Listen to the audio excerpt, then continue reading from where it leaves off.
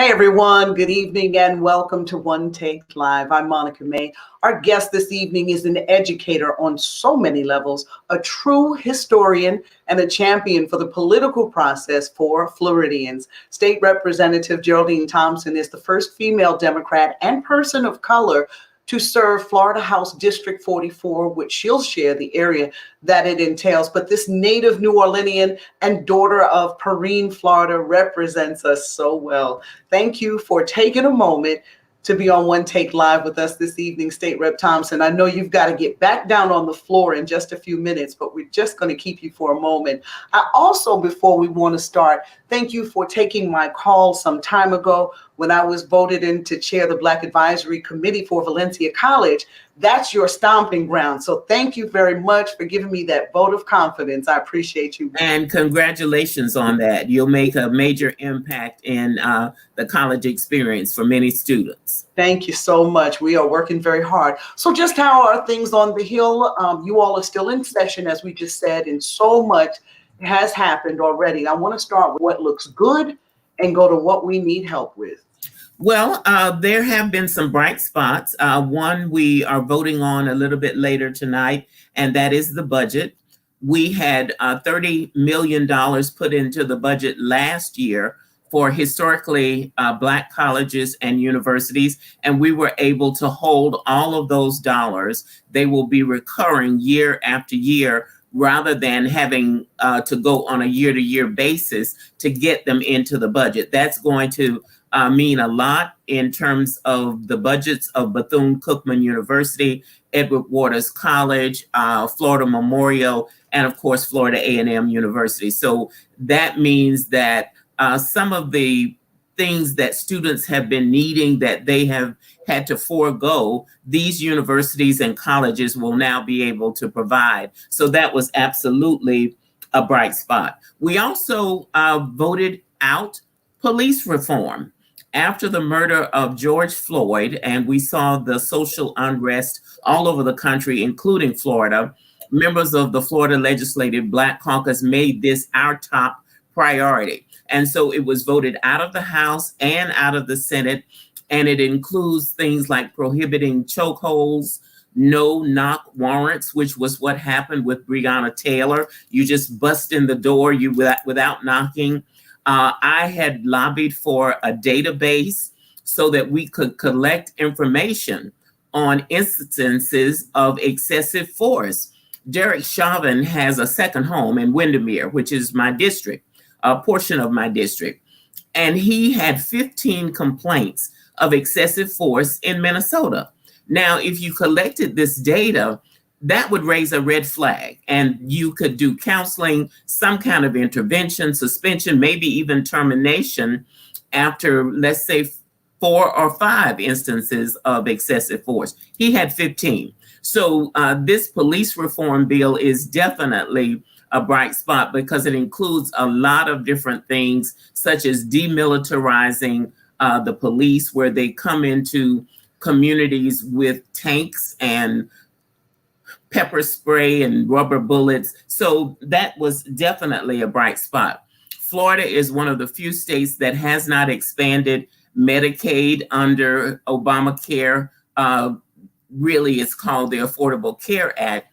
But one bright spot was that for maternal health care, a woman after childbirth was limited in terms of how many months she could continue to receive Medicaid, and now that has been extended to a full year after childbirth. So there are some bright spots, but then there's some things that are still very contentious. We know that the governor signed HB 1, which defines a gathering of 2 or more people as perhaps riotous.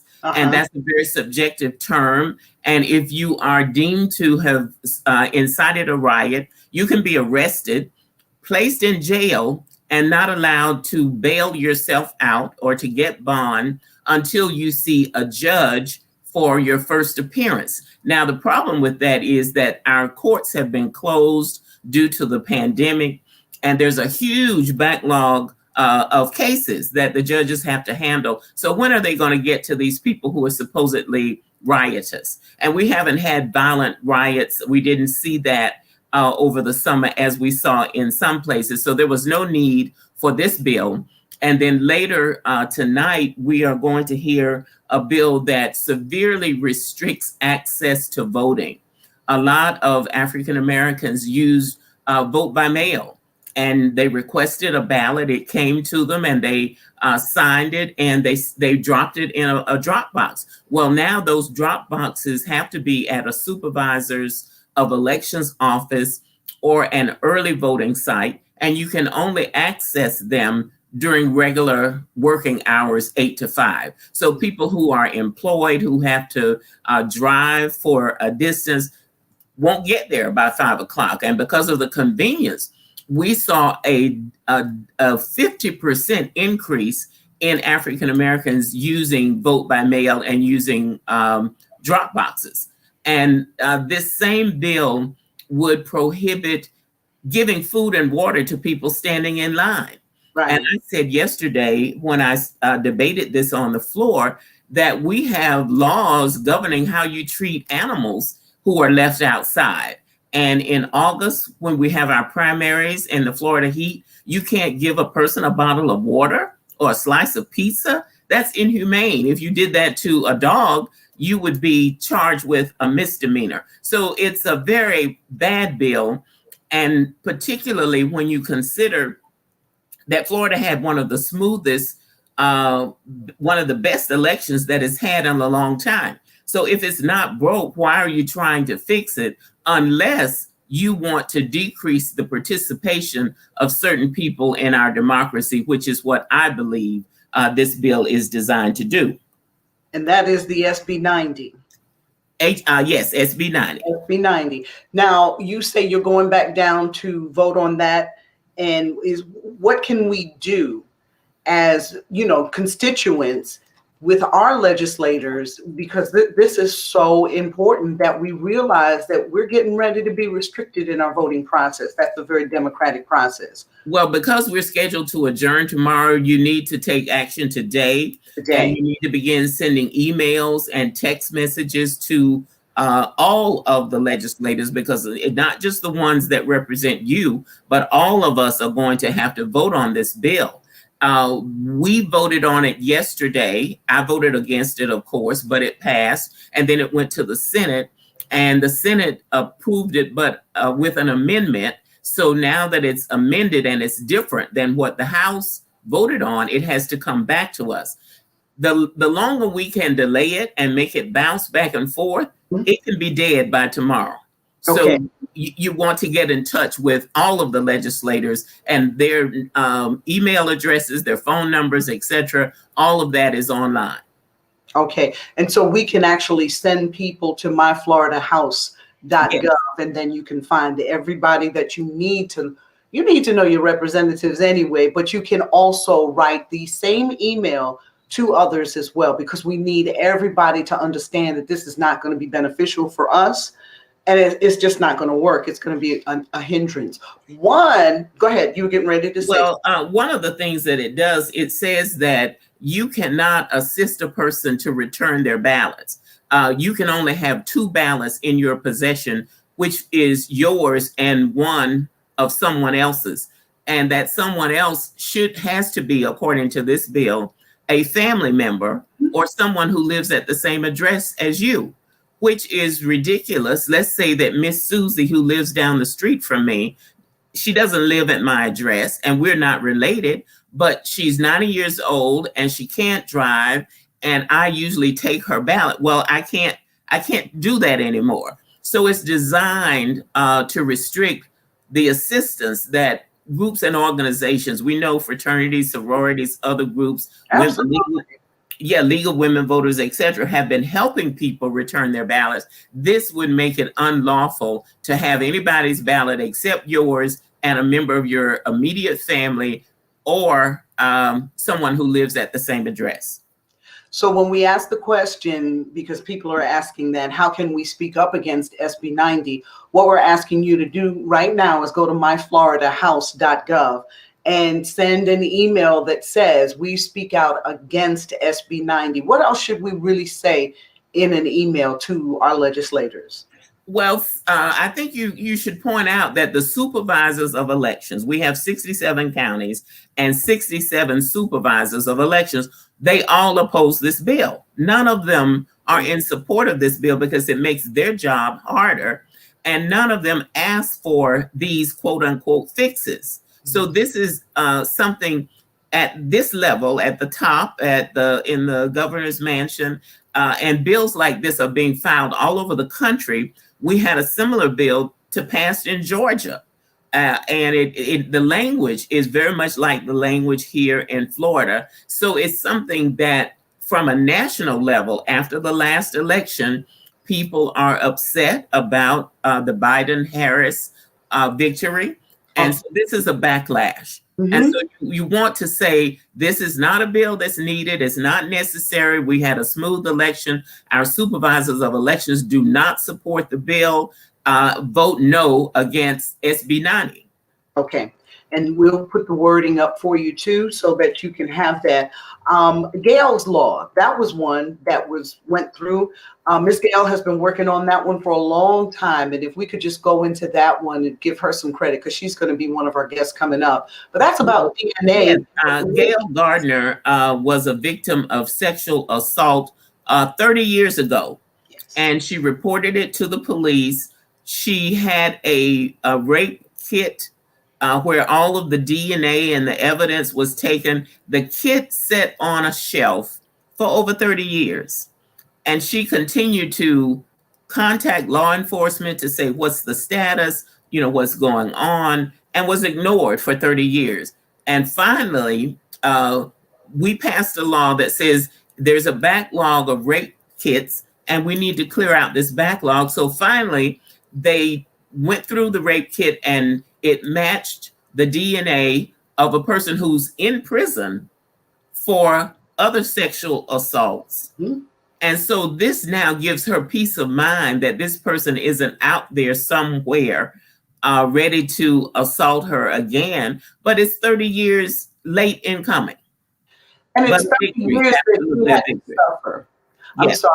But I was saying it's 30 years that she had to suffer. She and I went to church together and we talked about this often. So I am so proud of her tenacity, because that took a lot. And how she found out was going in for another case and just happened to ask. And that's when she learned of this. So this is really, really good.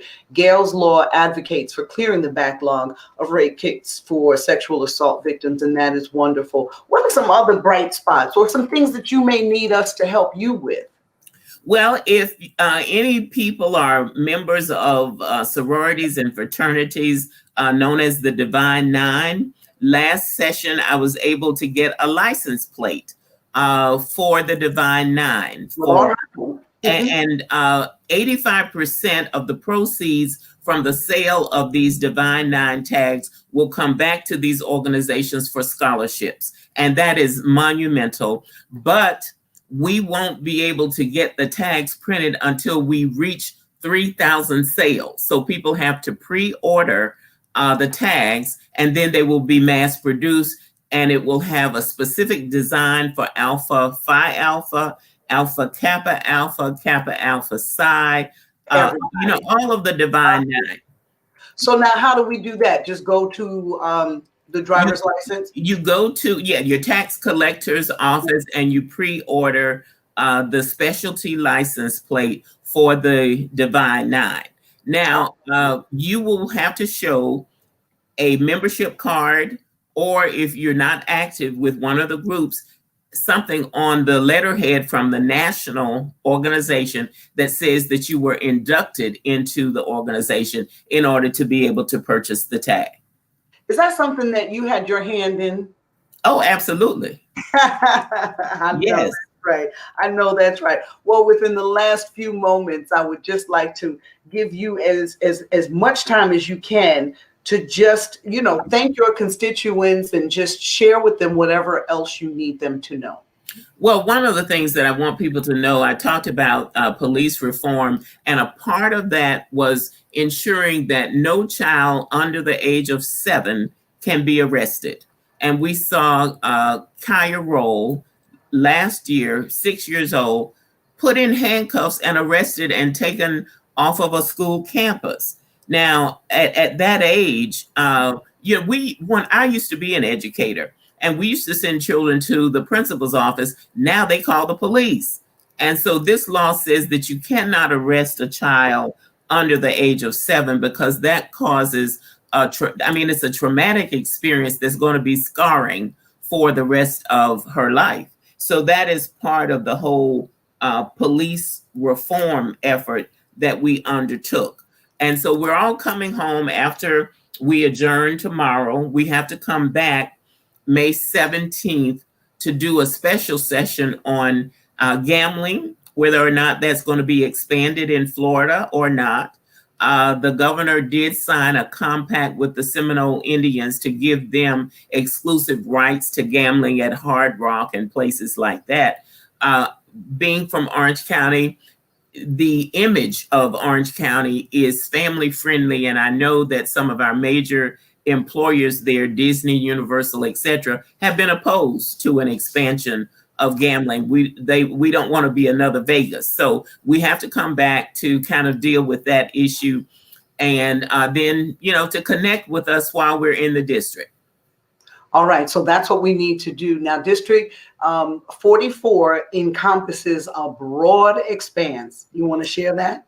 Yes, my district includes Winter Garden and Ocoee and Windermere, Lake Butler, Williamsburg, the retirement community, the Dr. Phillips area, all of the major tourism area, International Drive, Disney, Universal, etc., are in my district. And I jokingly tell people that my constituents include Mickey, Minnie, Shamu, Harry Potter, Luke Skywalker, and Shaquille O'Neal. That's right.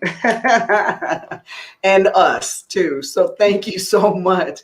And listen, if there's anything that we need to do for you, you know how to reach us, and we'll make sure to do some letter writing on your behalf. But again, everyone, you can reach out to your state representative by just going to myfloridahouse.gov. All right, yes. I'll let you run back. I know and we're going to be, after we get the census numbers in August, we're going to be drawing new lines for legislative districts as well as congressional districts. And based on preliminary census data that we've already gotten, Florida will be entitled to one additional member in Congress. So look out for redistricting. That is a good thing. And they say that this census is the lowest turnout it's been since like the 30s or 40s. So, well, they played a lot of games. Yeah, they did. They did played a lot of games. They did with this one. But I thank you so much for taking a moment. Get back down there, freshen up your lipstick. I love that top. I'll borrow that when you come back. Okay, take care. Okay. Take care. Bye-bye. Thank you for watching another edition of One Take Live. I'm Monica May.